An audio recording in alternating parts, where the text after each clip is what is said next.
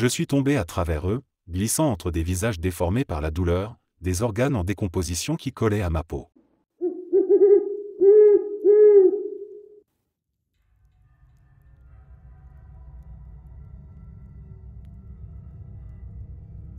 Mon cousin et moi avons grandi ensemble au Canada, dans une famille musulmane pratiquante. On allait toujours à la mosquée, on priait, on jeûnait pendant le ramadan, bref, on suivait les traditions que nos parents nous avaient transmises. Mais tout a changé du jour au lendemain pour lui. Il a commencé à s'éloigner de tout ça. À l'adolescence, il s'est mis à se rebeller, à vouloir s'intégrer davantage avec ses amis canadiens, qui ne partageaient pas les mêmes croyances. Il a arrêté de venir à la mosquée avec nous. Au début, il trouvait des excuses, prétendant qu'il avait trop de devoirs ou qu'il était fatigué, mais rapidement, il n'a même plus cherché à se justifier. Il a cessé de prier, ne faisait plus le ramadan, et son comportement s'est transformé. Il buvait, sortait en boîte, et s'était complètement détaché de la foi. Il disait ouvertement qu'il ne croyait plus en Allah, qu'il était devenu athée. On était inquiet pour lui, mais à chaque fois qu'on essayait de parler avec lui, il nous repoussait.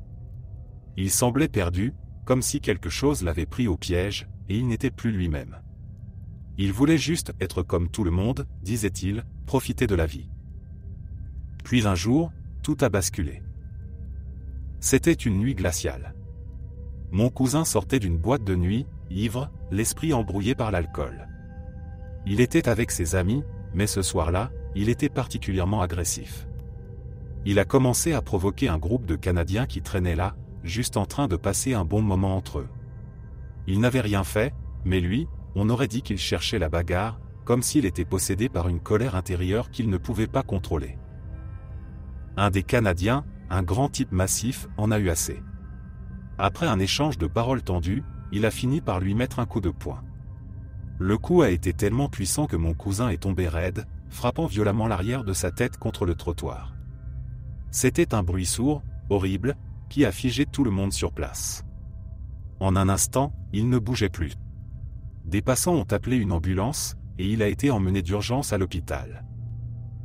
Quand on est arrivé à l'hôpital, c'était comme un cauchemar réveillé. On l'a trouvé allongé dans un lit, inconscient. Il était dans le coma.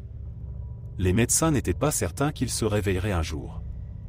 Pendant des heures, on est resté là, à prier pour lui, même s'il s'était égaré. La famille entière était dans la chambre, le visage marqué par la peur et la tristesse. Mais moi, je ressentais aussi une colère sourde. Comment avait-il pu en arriver là? Finalement, après des jours d'angoisse, il s'est réveillé. Mais ce n'était pas le même cousin que j'avais connu. Quelque chose en lui avait changé. Quand il nous a vus entrer dans la chambre, il n'a même pas eu le courage de nous regarder dans les yeux. Il était là, silencieux, les yeux baissés, comme s'il portait un fardeau invisible. Mes parents et le reste de la famille sont restés avec lui un moment, mais quand ils ont quitté la pièce et que nous n'étions plus que tous les deux, il s'est tourné vers moi. Il a commencé à pleurer. Je ne l'avais jamais vu dans cet état. Il s'est excusé pour ses comportements de ces derniers mois, sa manière de nous avoir tourné le dos, et surtout d'avoir abandonné sa foi. Il m'a regardé droit dans les yeux, et ce qu'il m'a dit m'a glacé le sang. Il m'a confié que pendant qu'il était dans le coma, il avait vécu quelque chose de terrifiant. Il avait vu Jahannam, l'enfer décrit dans l'islam, et il n'y avait pas de mots pour exprimer l'horreur qu'il avait ressentie. Il m'a dit qu'il se souvenait de tomber sans fin dans une obscurité absolue. Tout autour de lui, des voix hurlantes résonnaient, des cris de douleur et de terreur. Puis il s'est retrouvé dans un endroit où le feu semblait vivre, un océan de flammes qui ne dévorait pas seulement le corps, mais aussi l'âme. Il voyait des âmes perdues, des gens qui souffraient sans fin. Leur corps brûlait, mais ne se consumait jamais. La douleur était constante, sans répit. Il a vu des démons, des créatures horribles au visage déformé, qui s'amusaient à torturer les damnés. Il m'a décrit des chambres de torture, où les pécheurs étaient démembrés encore et encore. Chaque fois qu'un membre était coupé, il repoussait, seulement pour être à nouveau arraché dans une boucle sans fin de souffrance. Il a vu des cages si petites qu'elles ne pouvaient contenir qu'une seule personne, mais dans lesquelles 5 ou 6 âmes étaient entassées, leur corps fusionnant, se tordant de douleur alors qu'ils tentaient désespérément de se séparer. Ce qui l'a le plus marqué, c'était la sensation de désespoir absolu. Il m'a dit que dans cet endroit, il n'y avait plus aucune trace d'espoir. Le temps n'existait plus. Les gens souffraient, hurlant pour une mort qui ne venait jamais. Il pouvait sentir cette désolation, elle l'enveloppait comme un poison qui s'infiltrait dans ses veines. C'était plus que de la douleur physique, m'a-t-il dit, la voix tremblante. C'était une torture mentale, une prison où tu savais que tu ne t'en sortirais jamais. Allah m'a montré ce que j'aurais vécu si je continuais à m'égarer.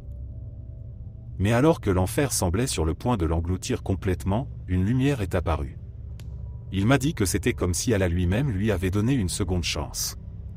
Et soudain, il s'est réveillé dans son lit d'hôpital, entouré de machines, avec une nouvelle perspective sur la vie. Depuis ce jour, mon cousin est un homme changé.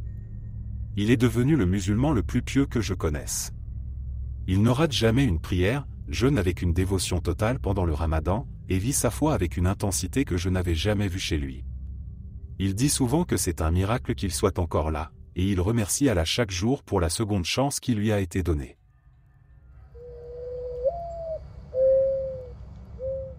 Mon grand-père n'a jamais été un homme facile. Je me souviens de lui comme quelqu'un d'austère, renfermé, et, surtout, cruel. Il avait toujours cette expression amère, un air de mépris permanent sur son visage, comme si le monde entier n'était qu'une déception constante à ses yeux. Ma grand-mère en faisait les frais, chaque jour. Il ne la frappait pas seulement physiquement, bien que cela arrivait souvent, mais aussi psychologiquement. Il la rabaissait sans cesse, la critiquait pour tout, même pour des choses sans importance.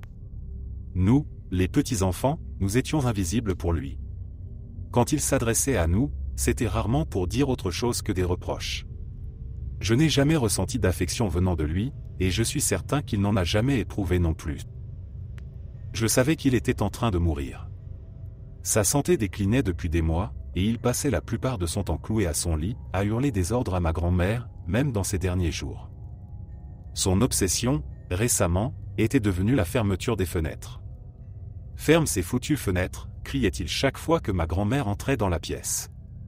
Il disait que c'était à cause d'elle que des insectes envahissaient son lit, rampant sur son corps, lui mordant la peau. Il se grattait frénétiquement, gémissait de douleur, mais il n'y avait jamais rien. Pas une seule mouche, pas une fourmi. Ma grand-mère faisait de son mieux, fermant les fenêtres à chaque demande, lui assurant qu'il n'y avait rien, mais cela ne faisait qu'alimenter sa colère. Et puis il y avait les cris. Il disait qu'il n'arrivait pas à dormir à cause des gens qui hurlaient dehors. Je l'ai entendu se plaindre de ça plusieurs fois, les poings serrés sur les draps blancs de l'hôpital. Il crie. « Pourquoi personne ne les fait taire ?» hurlait-il, la voix rauque et désespérée. Mais quand je sortais dans le couloir, il n'y avait rien. Pas un bruit. Juste le calme habituel des hôpitaux la nuit. Un soir, alors que je le visitais à contre-ségur, car honnêtement, même dans ces derniers moments, je n'éprouvais pas de compassion pour lui, il a fait un arrêt cardiaque. Les alarmes des machines se sont mises à sonner, des infirmières sont arrivées en courant, et pendant une minute ou deux, tout s'est déroulé comme dans un brouillard. Je pensais que c'était fini. Mais contre toute attente, ils l'ont ramené à la vie. C'est là que les choses sont devenues vraiment étranges. Quand il a repris conscience, il n'a pas simplement ouvert les yeux ou soupiré de soulagement. Non. Il a commencé à hurler. Pas un cri de peur ou de douleur ordinaire, mais un cri viscéral, presque animal. Il se débattait sur le lit, comme si quelque chose le dévorait vivant. Les médecins tentaient de le calmer, mais rien ne fonctionnait. Il disait que tout son corps était en flammes, qu'il brûlait de l'intérieur. Mais il n'y avait rien. Sa peau, pâle et flasque, n'avait aucune marque, aucun signe de brûlure. C'était comme si quelque chose le torturait, quelque chose que nous, les vivants, ne pouvions ni voir ni comprendre.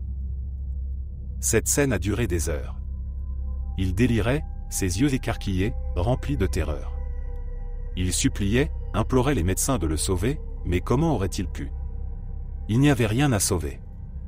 Tout se passait dans sa tête. Ma grand-mère, épuisée et en larmes, était assise à côté de son lit, murmurant des prières que je savais qu'elle répétait par habitude. Moi, je ne bougeais pas. J'étais figé, incapable de détourner le regard de ce spectacle grotesque. Je me demandais si c'était ça, la fin pour des gens comme lui. Un aperçu de ce qui les attendait peut-être de l'autre côté. Je n'ai jamais cru en Dieu, ni en l'enfer d'ailleurs. J'ai toujours pensé que la vie n'était qu'une succession d'événements biologiques, une machine qui un jour s'arrête. Mais en voyant mon grand-père ce soir-là, en entendant ses cris, ses supplications, quelque chose en moi a vacillé. Et si l'enfer existait vraiment? Et si ce qu'il voyait, ce qu'il ressentait dans ces derniers moments, c'était ça? La damnation éternelle, un feu invisible qui le consumait pour tout ce qu'il avait fait? Ces derniers jours ont été marqués par ces mêmes visions. Il ne cessait de parler de flammes, de voix qui l'appelaient, d'ombres qui le traînaient. Il avait perdu tout contact avec la réalité. Et, quelque part en moi, une part obscure se réjouissait presque de le voir ainsi. C'était peut-être cruel, mais après tout ce qu'il nous avait fait endurer, cette fin semblait appropriée. Finalement, son corps a lâché. Une nuit, alors que je n'étais pas là, il est parti. Il n'y a pas eu de cérémonie grandiose, juste quelques proches, une mise en terre rapide. Je ne suis pas allé au cimetière ce jour-là. Je n'en ressentais pas le besoin. Aujourd'hui encore, quand je repense à lui, je me dis que s'il y a un enfer, il est sûrement là-bas. C'était peut-être un aperçu de ce qu'il attendait, de la façon dont l'univers rééquilibre les comptes. Peut-être que ces insectes imaginaires, ces cris inexistants, et ce feu qui n'a jamais brûlé son corps n'étaient que le prélude à quelque chose de bien pire.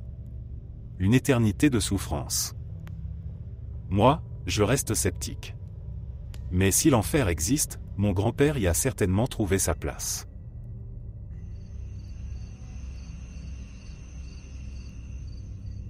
C'était une de ces nuits où tout semble hors du temps, comme si le monde entier était suspendu dans un étrange silence, malgré la pluie qui tombait dru. L'air était lourd, et la route, sous la lumière jaune des lampadaires, brillait d'une lueur traîtresse. Je roulais sur ma moto, mon casque à moitié embué par la chaleur de ma respiration contrastant avec le froid qui me glaçait la peau. Je n'aurais probablement pas dû être sur cette route cette nuit-là, mais quelque chose me poussait, une sorte de besoin de m'échapper, de fuir. La moto rugissait sous moi, et je me sentais invincible, ignorant le danger de la pluie et des virages. Il y avait ce virage, je m'en souviens maintenant, il se profilait devant moi, un peu plus serré que je ne l'avais anticipé. J'ai essayé de freiner, mais trop tard. La roue avant a glissé sur le bitume humide, et tout est parti de travers. Le temps s'est comme ralenti. Je me souviens du moment exact où j'ai senti la moto s'échapper dessous moi. Mon corps a été projeté dans les airs, une fraction de seconde suspendu, avant que le sol ne m'engloutisse. Mon dos a heurté violemment la chaussée, et dans une explosion de douleur, tout est devenu noir. Je ne sais pas combien de temps j'ai été inconscient. Mais lorsque j'ai repris conscience, je n'étais plus sur cette route. Je tombais. Au début, j'ai pensé que c'était une sorte d'effet de choc, comme une désorientation après l'accident. Mais non, c'était différent. Je tombais, encore et encore, dans un trou sans fin, un gouffre d'obscurité. Il n'y avait ni ciel, ni terre, ni lumière. Juste moi, plongé dans une descente vertigineuse, une chute interminable. Au début, je ne comprenais pas. Je criais, essayant d'appeler à l'aide, mais ma voix se perdait dans le vide, comme si le son lui-même était étouffé par l'immensité du néant. Le plus étrange, c'était cette sensation de temps. Chaque seconde s'étirait comme une éternité. Ce n'était pas une chute rapide, non. C'était une descente lente, pesante, où chaque mouvement de mon corps me donnait l'impression de me noyer dans un océan d'angoisse. Le sol, s'il y en avait un, restait introuvable, et je me surprenais à désirer qu'il apparaisse, qu'il mette fin à ce cauchemar, même si cela signifiait que j'allais mourir à l'impact.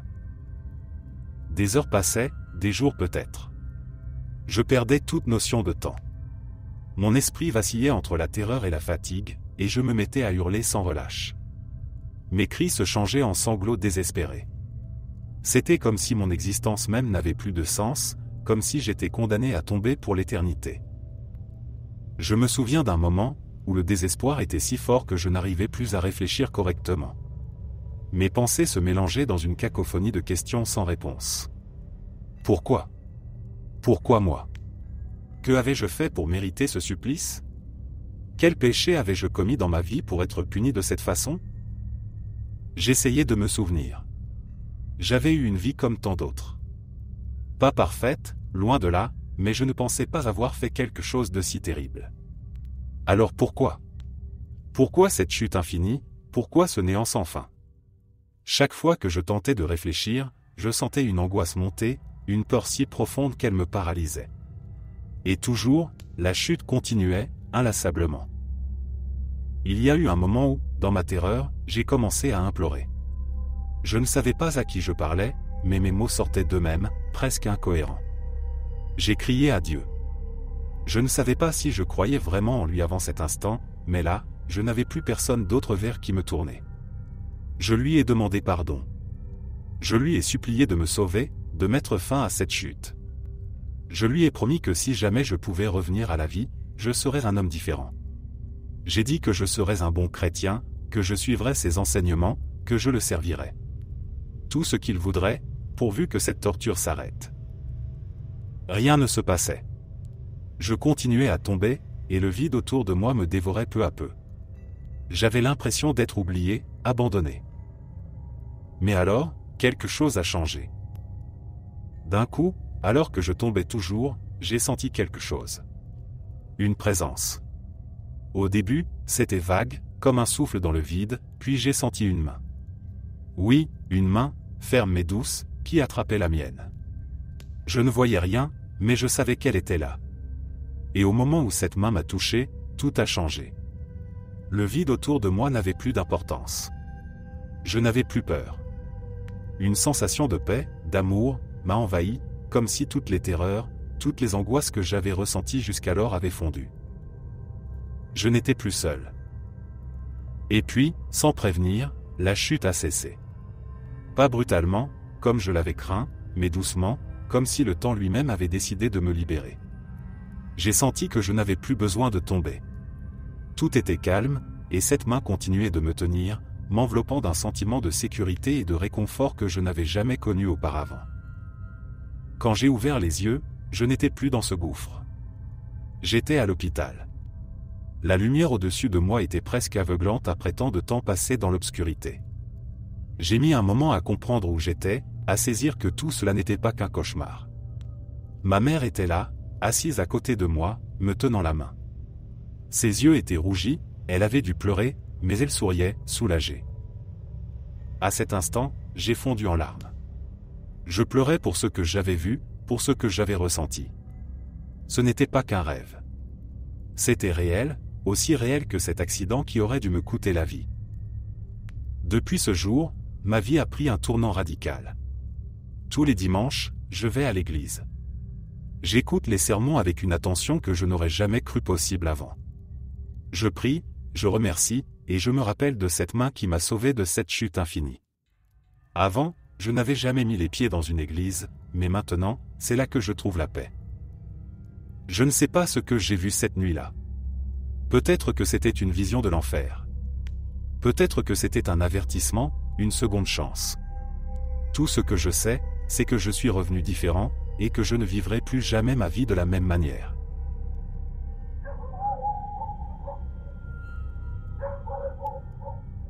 Je me rappelle d'avoir eu des frissons en écoutant la vision de l'enfer de Saint Jean Bosco.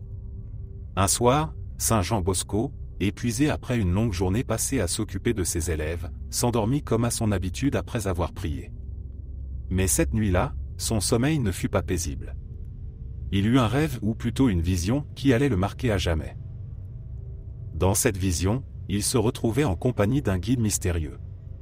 Il ne savait pas vraiment qui c'était, mais il ressentait une étrange confiance envers cette présence, comme s'il avait déjà fait ce voyage auparavant. Son guide, silencieux mais rassurant, l'invita à le suivre. Ils empruntèrent un chemin, un sentier large et agréable. Tout autour, la nature semblait en paix, des fleurs magnifiques bordaient le chemin, l'air était doux, et la lumière du soleil était apaisante. Tout cela paraissait si beau, presque trop beau. Mais au fur et à mesure qu'ils avançaient, Don Bosco commença à ressentir un poids dans son cœur. Le paysage changeait subtilement. Les fleurs, qui étaient éclatantes quelques instants plus tôt, commencèrent à faner. L'air, autrefois léger, devenait lourd et étouffant. Le ciel, lui aussi, s'assombrissait lentement, comme si une tempête se préparait. Sans prévenir, ils arrivèrent devant une immense porte, imposante et menaçante. Elle semblait faite d'un métal noirci, et la simple vue de cette porte donnait à Don Bosco un frisson glacé dans le dos. Il n'avait jamais vu quelque chose d'aussi sinistre. Son guide, sans dire un mot, ouvrit la porte. Ce qu'il vit à l'intérieur le terrifia au-delà de tout ce qu'il aurait pu imaginer. Derrière la porte s'étendait un gouffre sans fin, un abîme de flammes et d'ombre. L'air était lourd d'une odeur de soufre et de chair brûlée. Des cris perçants résonnaient tout autour de lui, des hurlements de douleur et de désespoir. Partout où il posait les yeux, il voyait des âmes tourmentées, consumées par des flammes qui ne les dévoraient pas physiquement, mais qui semblaient brûler leur esprit et leur cœur, les plongeant dans une souffrance incommensurable. Don Bosco, terrifié, recula instinctivement, mais son guide l'encouragea à regarder de plus près. Au bord de cet abîme, il remarqua un sentier étroit, bordé de précipices, menant tout droit dans ces flammes. Des groupes de jeunes gens suivaient ce chemin, sans même se rendre compte de ce qui les attendait au bout. Certains marchaient d'un pas rapide, d'autres semblaient être entraînés de force, comme s'ils étaient pris dans un courant invisible. Tous avaient les yeux éteints, sans vie, et se dirigeaient inexorablement vers leur perte. Il criait intérieurement, voulant les prévenir, les arrêter, mais aucun son ne sortait de sa bouche. Son guide, toujours silencieux, lui fit comprendre que ces jeunes avaient choisi ce chemin, consciemment ou inconsciemment, par leurs actions, leurs choix, ou leur rejet du bien. Don Bosco, le cœur lourd, sentit une tristesse infinie s'abattre sur lui. Il reconnaissait certains visages parmi ces âmes. C'étaient des garçons qu'il avait connus, des jeunes qu'il avait essayé de guider, mais qui avaient pris la mauvaise direction. Plus il regardait, plus l'horreur grandissait. Il voyait des mains invisibles qui s'étendaient depuis les flammes pour agripper les âmes et les entraîner dans les profondeurs. Certains tentaient de résister, mais c'était en vain. Une fois qu'ils étaient pris, il n'y avait plus d'échappatoire. Les flammes, bien qu'elles n'étaient pas physiques, semblaient les dévorer de l'intérieur, consumant toute once d'espoir ou de joie en eux. Au-delà des flammes, il pouvait discerner des silhouettes plus sombres, presque des ombres, qui semblaient observer avec une satisfaction sinistre. Ces créatures, bien qu'il ne pût les voir clairement, dégageaient une malice si profonde que Don Bosco en tremblait. Elles ne faisaient rien, se contentant de regarder, comme si elles se nourrissaient de la douleur des âmes qui souffraient. Don Bosco, terrifié et bouleversé, se tourna vers son guide et demanda, d'une voix tremblante, si tout cela était réel. Si ces âmes étaient condamnées à souffrir ainsi pour l'éternité. Le guide hocha la tête, grave, et lui répondit enfin, c'est le sort réservé à ceux qui s'éloignent du chemin de la lumière. Mais tu peux encore prévenir ceux qui sont vivants, les appeler à changer leur voie avant qu'il ne soit trop tard. Avec ces mots, la vision commença à s'estomper. Le gouffre, les flammes, les âmes en peine, tout devint flou. Et soudain, Don Bosco se réveilla en sursaut dans son lit, le corps trempé de sueur froide, le cœur battant à tout rompre. La vision avait été si intense, si réelle, qu'il lui fallut un moment pour reprendre ses esprits et se rappeler qu'il était dans sa chambre. Mais ce qu'il avait vu, il ne pouvait pas l'oublier. Cette vision de l'enfer, avec ses âmes perdues et ce gouffre sans fin, le hantait. Il savait qu'il devait faire quelque chose. À partir de ce jour, il redoubla d'efforts pour avertir ses élèves et ceux qui l'entouraient, leur parlant de la nécessité de vivre une vie droite, de se tourner vers le bien avant qu'il ne soit trop tard. Pour Don Bosco, l'enfer n'était plus une simple idée abstraite. C'était un lieu bien réel, un endroit de souffrance infinie, et il savait, au fond de lui, que sa mission dans ce monde était de tout faire pour que personne n'y atterrisse.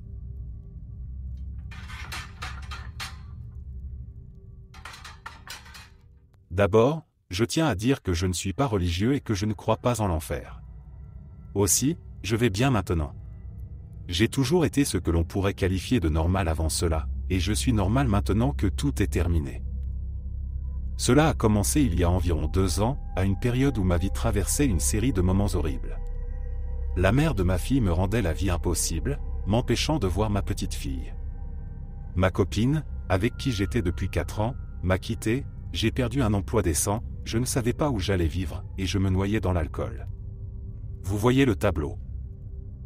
Une des raisons principales pour lesquelles je buvais autant, c'était parce que, quand j'étais sobre et que je fermais les yeux, je parle même juste de cligner des yeux, je voyais des visions terrifiantes.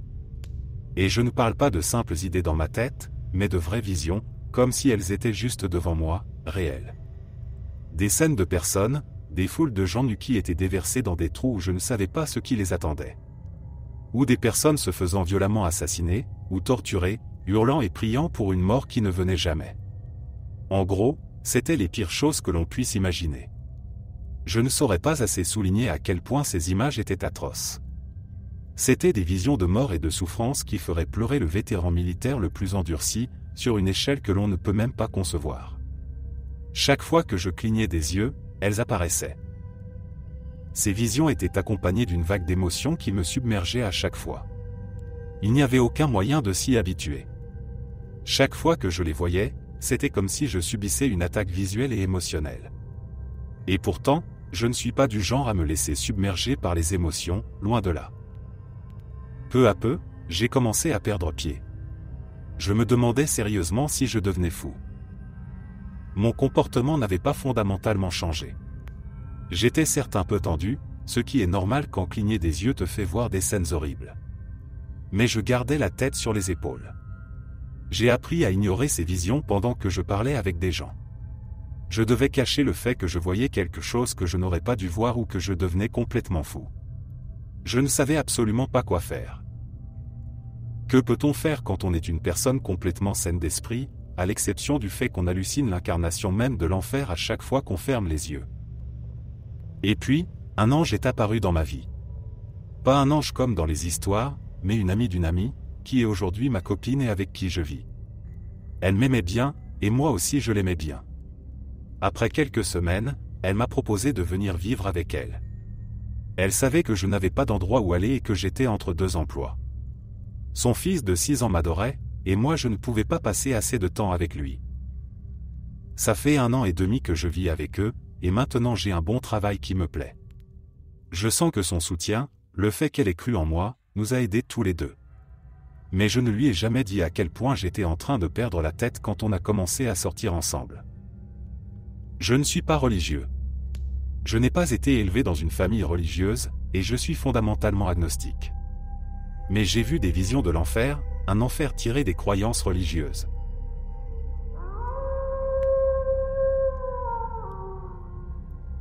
Quand j'étais petit, ma mère me racontait parfois des histoires qui me faisaient froid dans le dos.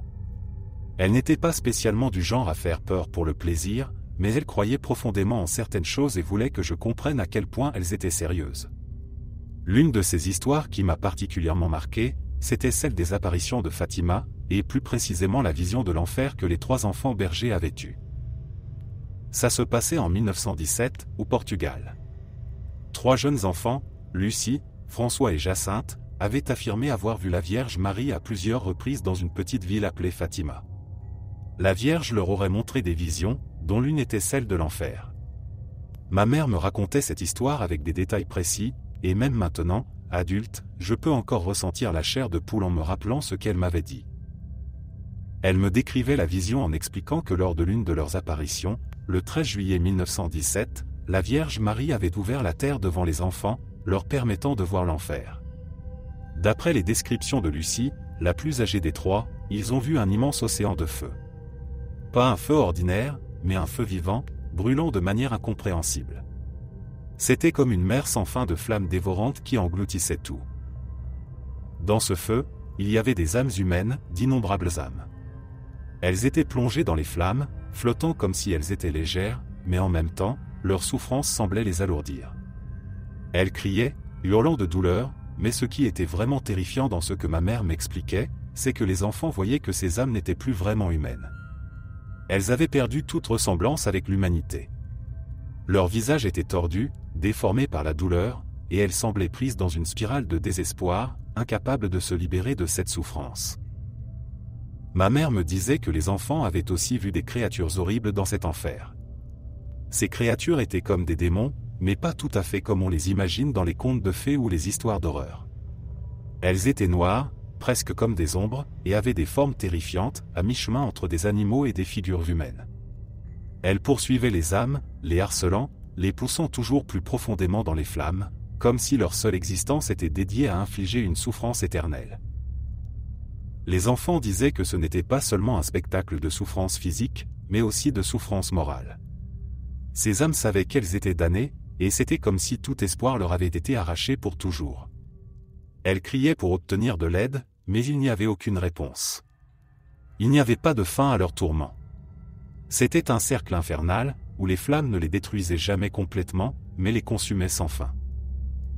Ce qui m'a particulièrement frappé quand ma mère me racontait cela, c'était le détail que les enfants avaient dit après la vision: si la Vierge Marie ne leur avait pas promis d'aller au ciel, ils seraient probablement morts de peur sur le coup, tant ce qu'ils avaient vu était insoutenable.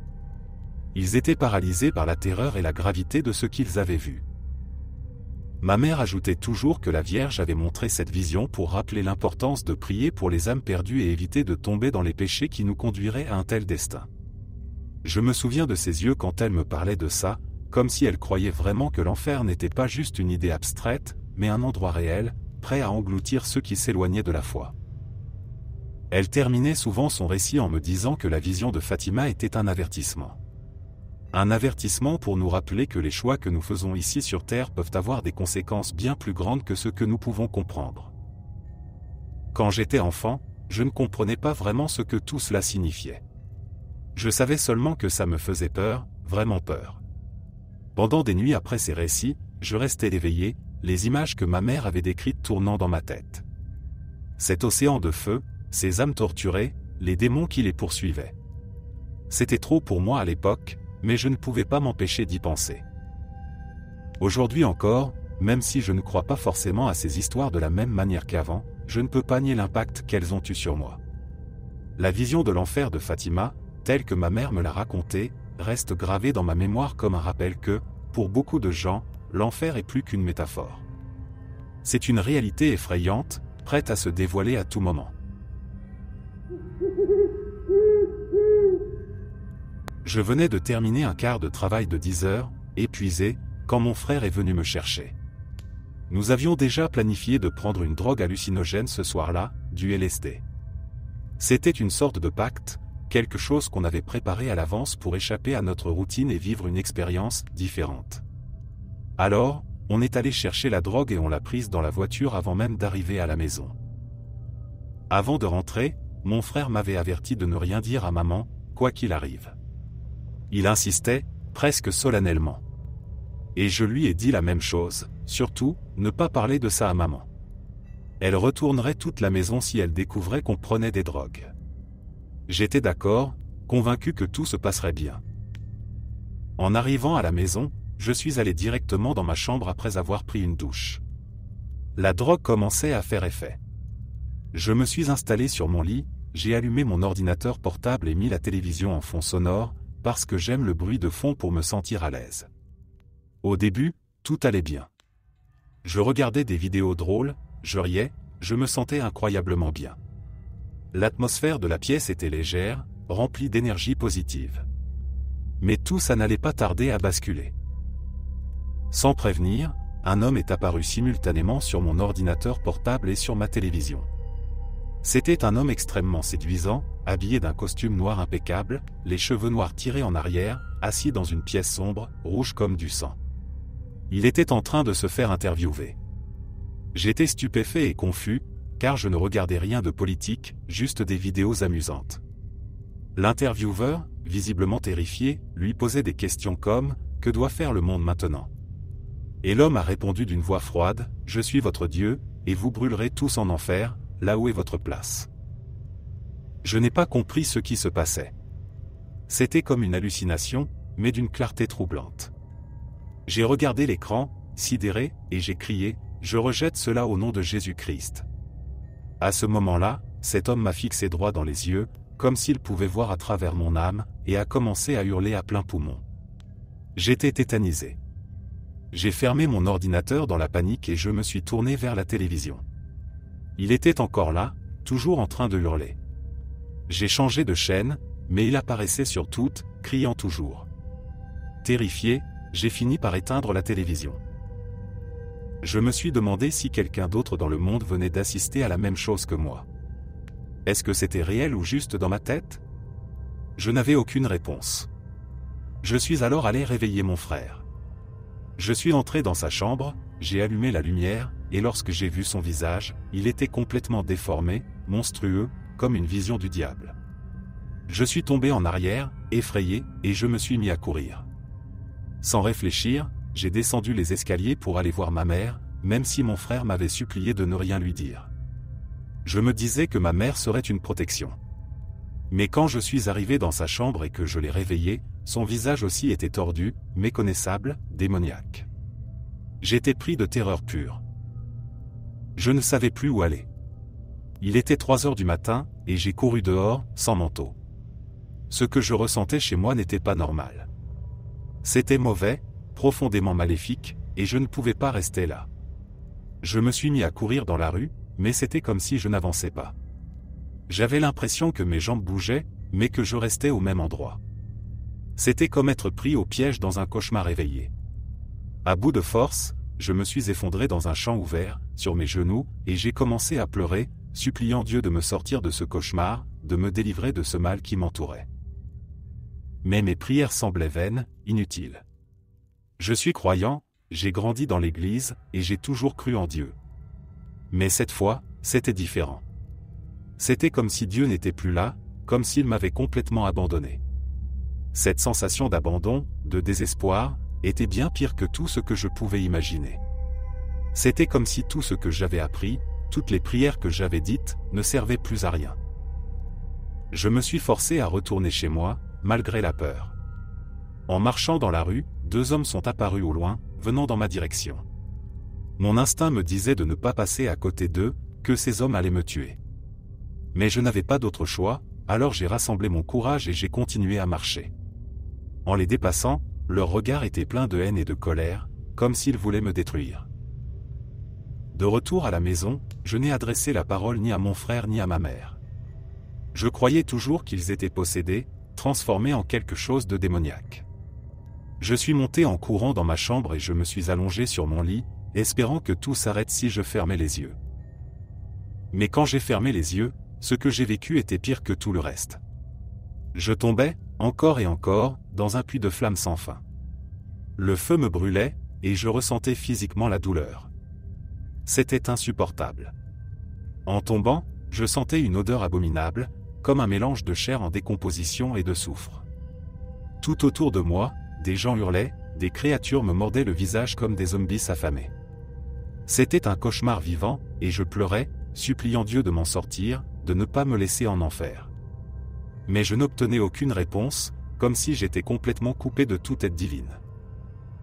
Je ne sais pas combien de temps j'ai passé là-dedans, mais ça m'a semblé une éternité. Finalement, le jour s'est levé, et tout est redevenu normal.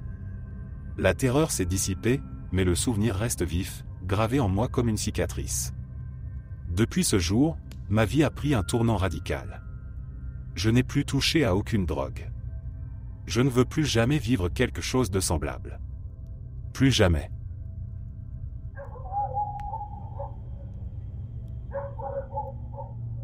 Il y a quelque temps, j'ai entendu parler de l'enfer de Dante, cette fameuse première partie de la Divine Comédie. On m'avait raconté que c'était l'une des visions les plus terrifiantes et complexes de l'enfer, et je dois dire que, quand j'ai commencé à m'y plonger, je me suis rapidement rendu compte que c'était bien plus qu'une simple description de damnation. En fait, je trouve que Dante a fait quelque chose d'incroyablement réaliste, presque logique, dans sa manière de structurer l'enfer. Selon Dante, l'enfer est divisé en 9 cercles, chacun correspondant à un type de péché spécifique, et à chaque cercle, les pécheurs sont punis d'une manière qui correspond aux crimes qu'ils ont commis sur terre. Le principe de la loi du talion, œil pour œil, dent pour dent, est omniprésent. Et c'est peut-être ce qui rend la vision de Dante si effrayante, elle a un sens dérangeant. Chaque souffrance semble être une conséquence inévitable de la nature des péchés commis. Le voyage commence dans une forêt sombre, symbole de l'égarement spirituel, et Dante, accompagné de Virgile, un poète romain, descend progressivement vers les profondeurs. La première chose qui frappe, c'est que l'enfer de Dante est conçu comme un gigantesque entonnoir qui descend vers le centre de la terre. À chaque niveau de cet entonnoir, les pécheurs sont punis de façon plus intense, plus brutale, plus tordue. Le premier cercle, le limbe, est étrangement calme. Ici, les âmes qui n'ont pas été baptisées ou qui n'ont jamais connu la foi chrétienne errent sans fin. Elles ne sont pas vraiment torturées, mais elles sont condamnées à vivre sans jamais connaître la présence de Dieu, ce qui, pour Dante, est en soi une forme de souffrance éternelle. Ensuite, chaque cercle devient plus infernal. Le deuxième cercle est réservé aux luxurieux, ceux qui ont été emportés par leurs désirs charnels. Ils sont emportés dans une tempête éternelle, tourbillonnant sans répit, tout comme ils ont été emportés par leur passion. À partir de là, les choses deviennent de plus en plus brutales. Le troisième cercle abrite les gourmands, qui sont plongés dans une boue glacée, harcelés sans relâche par une pluie froide et battante, ainsi que par un chien à 3 têtes qui les dévore encore et encore. Le quatrième cercle est pour les avares et les prodigues, condamnés à rouler d'énormes pierres pour l'éternité, un châtiment qui symbolise leur obsession matérielle. C'est là que j'ai commencé à vraiment ressentir la profondeur de ce que Dante essayait de faire. Chaque punition est une extension logique du péché. Ce n'est pas juste de la douleur physique, c'est une douleur qui reflète la corruption de l'âme. Et ça continue ainsi jusqu'aux cercles les plus bas, les plus horribles.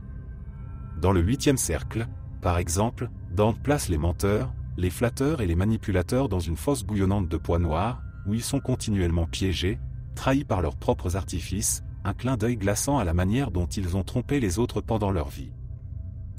Mais c'est dans le 9e cercle que la vision de Dante devient véritablement cauchemardesque.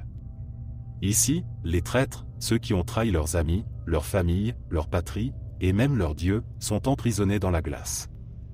Ils sont figés dans le froid, incapables de bouger, symbolisant la froideur et la dureté de leur cœur. Et tout au fond, au centre même de la terre, trône Lucifer lui-même, figé dans la glace, ses 3 visages dévorant Judas, Brutus et Cassius, les traîtres ultimes. Ce qui me frappe vraiment dans cette description, c'est à quel point elle semble logique, presque mathématique. Comme si chaque acte commis sur terre avait une contrepartie précise et inévitable dans l'au-delà. C'est effrayant parce que cela rend la souffrance éternelle non seulement inévitable, mais aussi parfaitement adaptée au crime. Tu as été gouverné par ton désir ? Eh bien, dans l'enfer de Dante, tu seras pris dans une tempête qui ne te laisse aucun répit. Tu as été avare ? Alors tu passeras l'éternité à porter une pierre qui symbolise ta cupidité. Ce n'est pas un chaos sans raison, c'est une machine parfaitement huilée de punition et de douleur, chaque cercle étant une forme d'ordre sinistre qui reflète nos propres faiblesses humaines. Dante ne dépeint pas l'enfer comme un simple lieu de flammes et de ténèbres, mais comme une structure organisée, un endroit où les péchés se transforment en des réalités physiques et psychologiques. L'idée que tout est calculé et proportionné me terrifie bien plus que n'importe quelle représentation classique de l'enfer. C'est l'idée que, peu importe ce que tu fais, il y a un châtiment qui t'attend, et il sera parfaitement adapté à tes actions. Je ne suis pas particulièrement religieux, mais je dois dire que l'enfer de Dante me donne des frissons. C'est une vision de la justice qui va au-delà de la simple punition, c'est la conséquence logique des choix de l'humanité, sans possibilité de retour, sans rédemption. Et c'est peut-être cela, le plus terrifiant dans l'enfer de Dante, ce n'est pas seulement un lieu de souffrance, c'est un miroir déformant de nos vies et de nos péchés, un lieu où les décisions que nous avons prises nous hantent pour l'éternité.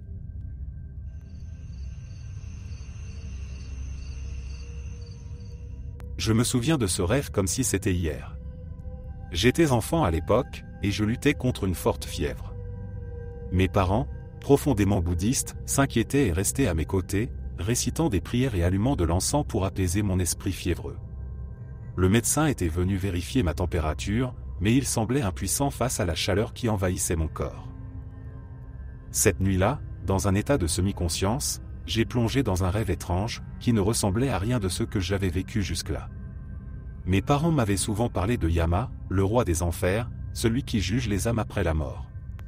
Ils disaient que Yama décidait de la destinée de chaque âme, les envoyant dans différents niveaux de souffrance pour expier les péchés qu'elles avaient commis de leur vivant. Je me souvenais d'eux me parlant de Naraka, l'enfer bouddhiste, un endroit où les âmes coupables subissent des punitions spécifiques, adaptées à leurs mauvaises actions. Mais je n'aurais jamais pensé que je le verrais moi-même. Ce que j'ai vécu cette nuit-là allait bien au-delà de ce que mes parents m'avaient raconté. Dans mon rêve, je me retrouvais dans un endroit étranger, une sorte de salle de tribunal sombre. Le sol était fait de pierres noires et l'air sentait la suie, le feu, et la désolation. Devant moi se tenait une figure massive, imposante, assise sur un trône de fer rouillé. C'était Yama. Il portait une couronne dorée tachée de sang, et ses yeux brûlaient d'un rouge vif, comme s'il pouvait voir à travers moi. Sa voix résonnait dans l'air, grave et terrifiante, comme si elle provenait des entrailles de la terre elle-même. Il n'a pas dit grand-chose, mais ce qu'il a dit m'a glacé le sang. Il prononçait mon nom, avec une lenteur qui accentuait la terreur en moi. Et d'un geste de la main, il ordonna que je sois jugé. Soudain, je fus aspiré vers le bas, comme si la terre s'était ouverte sous mes pieds. Mon corps se précipitait à une vitesse vertigineuse à travers une obscurité insondable, et j'entendais des hurlements terrifiants tout autour de moi. Des voix qui me semblaient proches, mais que je ne pouvais voir. Ces voix parlaient des regrets, de la douleur, de la peur, et leur désespoir me traversait comme une vague glaciale. Quand ma chute s'arrêta enfin, je me retrouvai dans un paysage infernal. C'était Naraka. Le ciel était d'un rouge sanglant, voilé par des nuages noirs de cendres, et partout où je regardais, je voyais des âmes tourmentées, leurs visages figés dans une expression de douleur sans fin. Mes parents m'avaient parlé de ces souffrances, mais les voir de mes propres yeux était un cauchemar éveillé. Les âmes étaient divisées dans des sections, chacune subissant une punition différente en fonction de leur péché. À ma gauche, je vis un lac de feu liquide, où des âmes étaient continuellement plongées par des démons à l'apparence grotesque. Leur chair fondait instantanément au contact du feu, mais elle se reformait presque aussitôt, les condamnant à souffrir encore et encore. Leurs cris étaient assourdissants, résonnant dans l'air lourd de Naraka. Plus loin, j'aperçus des montagnes de glace, un contraste brutal avec le feu environnant. Là-bas, des âmes étaient figées dans des blocs de glace, leur peau gelée au point de se craqueler. Elles essayaient de se libérer, griffant la glace avec leurs ongles, mais c'était inutile. Le froid les paralysait et les brûlait de l'intérieur, un supplice sans fin. À ma droite, une fosse béante s'ouvrait, remplie de lames acérées. J'ai vu des âmes courir en cercle, comme si elles cherchaient désespérément à échapper à quelque chose, mais chaque mouvement les précipitait sur ces lames, coupant leur chair, qui se reconstituait juste après. C'était un cycle éternel, où la douleur ne cessait jamais, où chaque nouvelle coupe ajoutait à la souffrance précédente. Des démons patrouillaient, marchant lentement entre les damnés, brandissant des fouets faits d'éclairs et de feu. Chaque coup de fouet faisait s'effondrer les âmes dans un hurlement de souffrance. Ces créatures étaient effrayantes, leurs visages étaient des masques d'horreur, avec des cornes et des yeux vides, comme s'ils se délectaient de la souffrance qui les entourait. Puis, je fus tiré encore plus profondément, comme si une force invisible m'entraînait dans les profondeurs de cet enfer. Je me retrouvai soudain dans une immense caverne, au centre de laquelle se trouvait une roue gigantesque, la roue du Dharma. Sur cette roue, des âmes étaient attachées, leur corps étiré à l'infini, et elles tournaient lentement, les écrasant petit à petit. Chaque tour de la roue écrasait leurs os, broyait leur chair, mais elles ne mouraient jamais. À chaque tour, elles étaient restaurées pour être écrasées de nouveau. Leurs cris résonnaient avec une telle intensité que mon propre corps frémissait de douleur rien qu'en les entendant. Je voulais fuir, mais c'était impossible. Partout où je me tournais, il n'y avait que désespoir et souffrance. La terre elle-même semblait vivante, comme si elle se nourrissait des hurlements des damnés. Je sentais une pression sur mon esprit, comme si cet endroit essayait de me faire perdre tout espoir, de m'enfermer dans son cycle infernal. Et puis, je fus jeté dans une fosse. Cette fosse n'était pas comme les autres. Elle était remplie de corps. Des corps entassés, tordus, déformés, comme une masse sans fin de chair et d'os. Je tombais entre eux, sentant leurs membres morts m'envelopper, leurs visages s'approchant du mien, leurs bouches hurlant des prières silencieuses. La pression des corps sur moi était insupportable, et l'odeur de pourriture me prenait à la gorge. Je sentais chaque os contre moi, chaque visage me fixait de leurs orbites vides. Le désespoir dans cette fosse était si palpable qu'il semblait couler dans mes veines, m'étouffant. Puis, soudainement, une lumière apparut au-dessus de moi. Une lumière chaude, apaisante, qui contrastait avec tout ce que j'avais vu. Elle perça l'obscurité et, lentement, je fus arraché de cet endroit. Mon corps s'éleva, et la chaleur de la lumière chassa la froideur du désespoir. Je me suis réveillé en sursaut, couvert de sueur, la fièvre encore brûlante sur ma peau. Mes parents étaient là, inquiets. Je leur ai raconté mon rêve, et ils m'ont dit que ce que j'avais vu n'était pas un simple cauchemar. C'était une vision de Naraka, l'enfer dont ils m'avaient tant parlé, un rappel des conséquences des mauvaises actions et de la justice de Yama. Depuis ce jour, l'idée de Naraka n'est plus juste une légende dans mon esprit. C'est un endroit que j'ai vu, que j'ai ressenti. Un endroit où les âmes souffrent dans des cycles sans fin, attendant une libération qui ne vient jamais.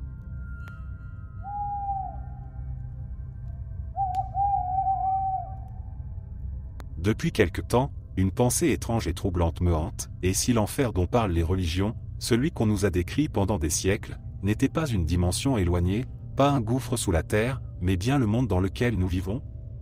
Cette idée, d'abord vague, s'est ancrée en moi avec une force que je ne peux plus ignorer. Je regarde autour de moi, j'observe les événements qui secouent la planète, et tout me pousse à croire que l'enfer, ce n'est pas après la mort qu'on le rencontre. Non, il est déjà là, à portée de main, dans nos vies quotidiennes. Il suffit de prêter attention. Les catastrophes s'enchaînent sans fin, tempêtes, incendies dévastateurs, inondations monstres, tremblements de terre. La terre elle-même semble se rebeller, comme si elle nous rejetait. Et comment pourrait-elle ne pas le faire? Nous l'avons exploitée, maltraitée, polluée, sans jamais penser aux conséquences. On nous dit que ce sont des phénomènes naturels, le cycle des choses, mais à quel moment ce cycle est-il devenu aussi cruel et implacable? Je vois des millions de personnes souffrir, affamées, désespérées. Des enfants meurent de faim, des familles fuient des guerres sans fin, des villes entières sont réduites en ruines. La souffrance humaine est omniprésente, et pourtant, le monde continue de tourner. Les plus riches continuent d'accumuler des fortunes, vivant dans une bulle dorée, tandis que des millions d'autres luttent pour survivre un jour de plus. Si l'enfer, c'est la souffrance et le désespoir, alors nous y sommes déjà plongés, jusqu'au cou.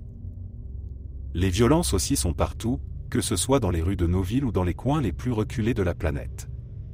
Chaque jour, des gens sont tués, torturés, abusés. Les guerres ne s'arrêtent jamais vraiment. Elles changent juste de lieu, de visage, mais elles continuent de consommer des vies humaines. L'horreur est devenue banale, elle défile sur nos écrans en continu, à tel point que nous sommes devenus insensibles. Nous ne pleurons plus pour les victimes, parce qu'il y en a trop. Nous ne crions plus de rage, parce que la colère s'est éteinte, noyée dans l'indifférence. Sommes-nous déjà morts, sans même le savoir? Je commence à penser que Dieu existe, oui, mais qu'il ne s'intéresse plus à nous. Ou peut-être qu'il ne s'est jamais vraiment soucié de nous. Peut-être que nous avons été créés, puis abandonnés, livrés à nous-mêmes dans ce monde devenu un piège.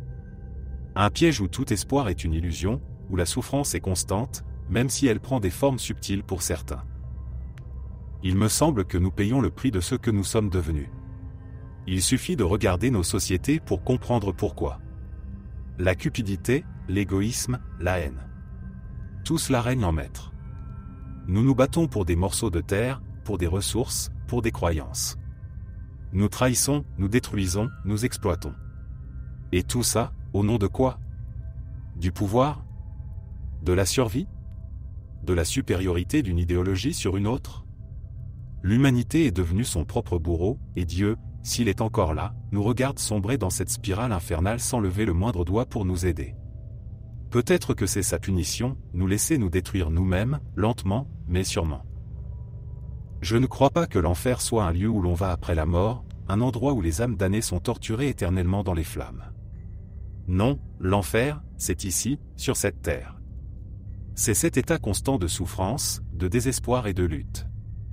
C'est cet environnement où les bons souffrent autant que les mauvais, où la justice est rare et la souffrance est la règle. Nous sommes piégés dans ce cycle, et il n'y a pas d'échappatoire. Peut-être que nous avons raté notre chance. Peut-être que nous avions la possibilité de construire un monde meilleur, et que nous avons échoué.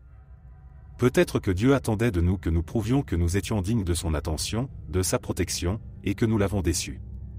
Et maintenant, il nous punit en nous laissant nous débattre dans notre propre création corrompue.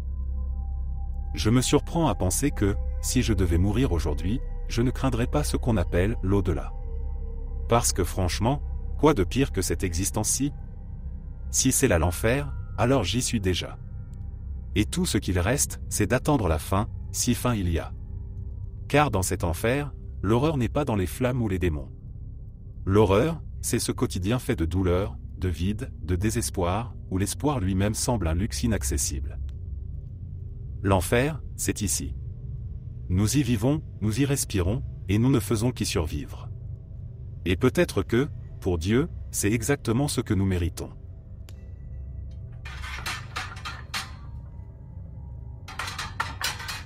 C'était une nuit ordinaire, je me suis couché comme d'habitude, épuisé par la journée. Mais cette nuit-là, quelque chose d'effrayant m'attendait. J'ai fait une paralysie du sommeil. Si tu n'as jamais vécu ça, c'est déjà terrifiant en soi être conscient, mais incapable de bouger ou de parler. Mais ce que j'ai vu ce soir-là allait bien au-delà de l'horreur de l'immobilité. Ce que j'ai vécu ressemblait à une véritable descente aux enfers. Je me suis réveillé, ou du moins j'ai cru me réveiller, paralysé sur mon lit. Mon corps était cloué sur le matelas, chaque muscle figé comme s'ils avaient été scellés par une force invisible. Je ne pouvais pas crier, pas appeler à l'aide. Je ne pouvais que regarder fixement le plafond de ma chambre, mon cœur battant de plus en plus fort, comme s'il allait exploser. Et puis, j'ai senti quelque chose. C'était comme si une force me tirait, mais pas vers le haut, comme on pourrait s'y attendre d'un cauchemar. Non, cette chose me tirait vers le bas. J'ai senti mon corps se fondre dans mon lit, comme si j'étais aspiré à travers les draps, puis à travers le matelas. Mon esprit essayait de rationaliser ce qui se passait, mais c'était impossible. Ce n'était pas un rêve, c'était trop réel. Je sentais littéralement mon corps passer à travers le sol de ma chambre, traverser les étages de l'immeuble comme si je n'avais plus de substance. La chute s'accélérait. Je descendais, encore et encore, à une vitesse folle, et tout autour de moi devenait de plus en plus sombre. À un moment, j'ai traversé ce qui ressemblait à de la roche, à des couches profondes de la terre, tout devenait brûlant, étouffant. C'est alors que je suis arrivé à un endroit indescriptible. Sous moi s'étendait un paysage que je n'aurais jamais imaginé, même dans mes pires cauchemars. C'était un gouffre de feu, un océan de flammes dévorant un monde composé de douleur et de désespoir. Des cris stridents résonnaient de partout, venant de créatures et d'âmes tourmentées, et ces sons résonnaient dans mes oreilles comme des aiguilles acérées. L'air était lourd de souffrance, saturé d'une odeur de chair brûlée et de soufre. Je vis des démons. Des créatures horribles, à la peau grise et craquelée, avec des yeux noirs, vides, mais débordant de malveillance. Ils rôdaient autour de chambres de torture, manipulant des instruments faits pour infliger une douleur éternelle. Chaque coin de cet endroit était un enfer en lui-même. Des hommes et des femmes y étaient entassés dans des cages si petites que leur corps se pliait, se tordait. J'ai vu une cage d'environ 1 mètre contenant 5 personnes. Leurs corps se fondaient les uns dans les autres, leurs membres fusionnant dans une masse de chair grotesque et douloureuse. Ils ne pouvaient pas bouger, ils ne pouvaient que hurler. Partout autour de moi, la souffrance était palpable. J'ai vu des gens attachés à des tables, leurs corps mutilés, déchiquetés par des démons qui s'acharnaient à les découper. Ce n'était pas juste des mutilations. Chaque fois qu'un bras ou une jambe était coupé, il repoussait presque immédiatement, permettant au démon de reprendre son œuvre cruelle à l'infini. Il n'y avait aucune issue. Ces âmes ne pouvaient pas mourir. Elles étaient coincées dans cette boucle de douleur éternelle, avec les mêmes hurlements à chaque coup de lame, chaque morsure des créatures infernales. Je pouvais sentir le désespoir comme une onde de choc qui traversait cet endroit. C'était plus qu'un lieu de torture, c'était un espace où tout espoir avait été détruit, où les cris de détresse ne trouvaient jamais de réponse. Et là, dans cet abîme, tout ce que je ressentais, c'était la terreur. J'ai essayé de me débattre, de bouger, mais je restais pris au piège de cette horreur. Puis, ils m'ont jeté dans un trou. Ce n'était pas une chute normale. J'ai été précipité dans une fosse remplie de corps. Des corps vivants, mais décomposés, fondus les uns dans les autres.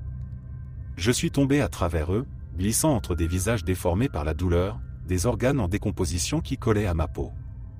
Je sentais le poids de ces corps sur moi, chaque visage hurlant de désespoir et de terreur. C'était comme si le sol lui-même était fait de chair humaine en décomposition, se tortillant, poussant des cris horribles. Les corps étaient vivants, mais dans un état perpétuel de pourrissement et de souffrance. Chaque seconde dans cette fosse me semblait une éternité. La pression des corps autour de moi me broyait, les cris me rendaient fou. Je n'arrivais plus à penser, plus à respirer. Le désespoir me submergeait complètement. C'était un endroit où la seule chose qui existait était la douleur et l'angoisse. Je ne pouvais pas fuir, je ne pouvais pas mourir, je ne pouvais que tomber et ressentir. Et puis, tout à coup, une lumière a percé cet enfer. C'était comme un flash aveuglant qui a tout effacé en un instant. Je me suis réveillé d'un coup, haletant, mon corps couvert de sueur. Mon cœur battait à tout rompre et j'ai senti mes muscles se relâcher brusquement. Je pouvais enfin bouger. En ouvrant les yeux, j'ai vu ma copine à côté de moi. Elle me regardait, paniquée, ses yeux grands ouverts. « Qu'est-ce qui s'est passé » a-t-elle demandé, sa voix tremblante. Je ne savais pas quoi dire. Je ne pouvais pas expliquer ce que je venais de vivre. Comment pouvais-je lui raconter l'enfer que j'avais vu, la douleur, les démons, les corps décomposés? J'étais là, dans notre lit, dans notre monde, mais une partie de moi était encore là-bas, dans cet abîme de souffrance. Je n'ai pas dormi cette nuit-là. Et depuis, chaque fois que je ferme les yeux, une part de moi se demande si je ne vais pas être tiré de nouveau dans cet endroit, ce lieu où toute lumière semble éteinte, où le seul royaume est celui du désespoir éternel. Merci d'être resté jusqu'à la fin. N'oubliez pas d'aimer la vidéo, de vous abonner et de partager vos propres histoires en commentaire. On se retrouve demain à la même heure devant ce feu.